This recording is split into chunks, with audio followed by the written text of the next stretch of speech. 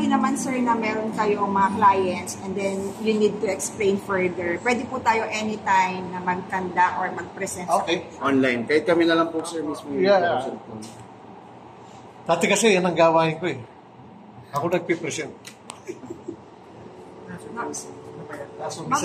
Okay na to. Dito na lang sa 3%. So, ito po, bali yung 3% na down payment natin, ma'am, this is amounting of 89,000.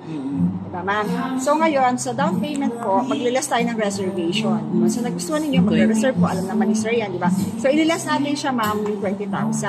And then, the rest po, 69,000, i-divide po natin siya ng 6 months. So, supposedly, 11,571 po. Pero di ba na-mention po namin yung 10,000 ngayon? Kasi ma'am, ginawa namin na binababa ng marketing ang down payment niya na maging 10,000 lang every month. And then yung last month po, dun po siya i-add. So for the first 5 months, that's only 10,000. And then the last month, magiging 19,000 na po siya. A total of 89 pa rin naman. Parang ganun sir, parang balloon payment siya.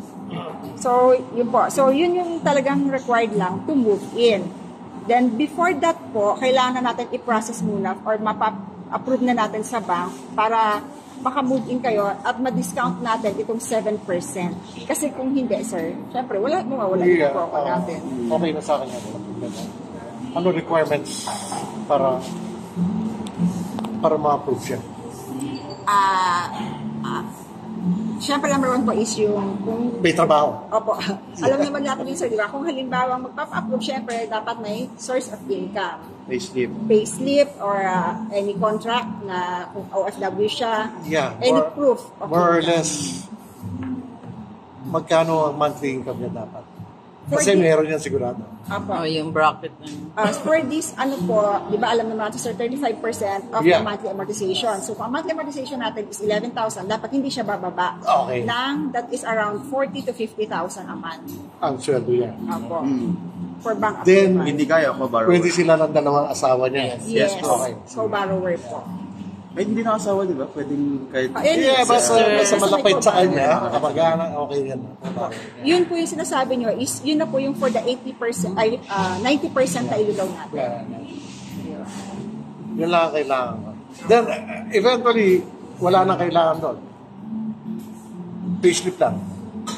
Marami, sir. Yung mga basic na. Siyempre, marriage contract, Yeah. married. The basic na dati ginagawa. Yan lang. Yes. Kung sakali. Ano naman sir, upon reservation, mga 3 to 4 days, malalaman natin meron tayong pre-approval. Yeah, may pre-approval naman yan. Pwede natin pa-check agad. Sige, okay. Pero for reservation, to valid IDs lang, Yes. reservation fee, tsaka may form tayo na EBIS. Yun po yung basic na Information sheet. valid IDs, reservation agreement, and then reservation money. Okay, Siyempre. Yun lang, to valid IDs, EBIS, same with Valencia, di ba? Yes, sir. Same lahat. Yung price So lang. this one naman, sir, iba naman siya. So, ito naman siya. Tapos na tayo doon, okay na sa akin. So for one bedroom unit, ayan, yung sa Bria natin. So, ang total contract price natin is 7.3 million. Tapos may move discount tayo ngayon or the outright discount of 275,000. So, magiging net TCP natin is 7.1 M na lang. So, a reservation fee of 30,000 for one bedroom. Tapos, meron kasi tayong other sizes. So, one bedroom deluxe with balcony, 50,000 siya. And yung two bedroom natin, 50,000 ang reservation fee. So, dito sa one bedroom, okay, sige, tuloy. there will be 15% down payment. Yan, for 1 million siya. So, yung 15% na yan will be divided into 48 months.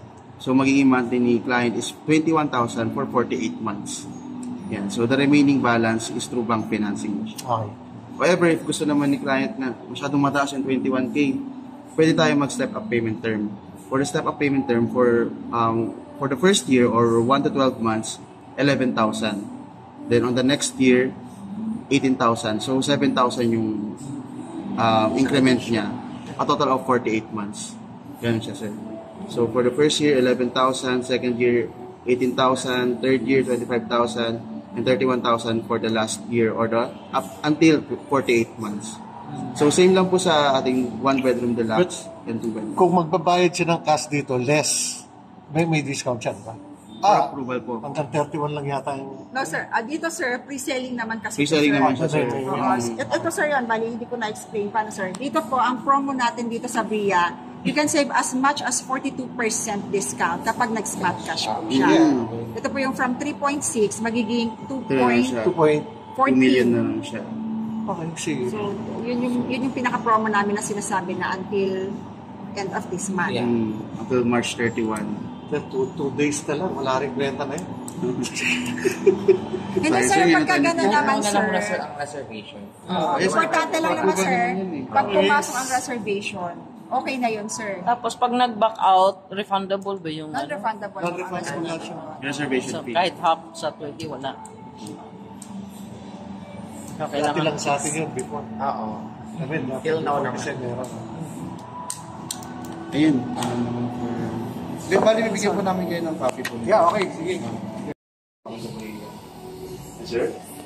This Yes po. Yes size. po, 7.8. Four- 1 bed. 43 square meters, ano? 34 po. Bali, 33.96. Ah. To be exact. Okay. So, almost 34 square meter na siya. Then the 2-bedroom at 10 square meter lang, so 44. So, ganito kalaki. Ano pala, yung space. Mamaya on sa table. Yes, sir. Okay, para mas madali yung mag-discuss sa mga ito. Tsaka baka if ever may sinasabi niyo sir ng client niyo, maano nyo kaagad sila. Kasi yung promo namin, sir, that is only until natapusan nitong March. March 31. Oo. Yes, sir. Actually, habal benta rin talaga. Pero we can ano naman, if ever po na ano, let us know lang, sir, kung kailan,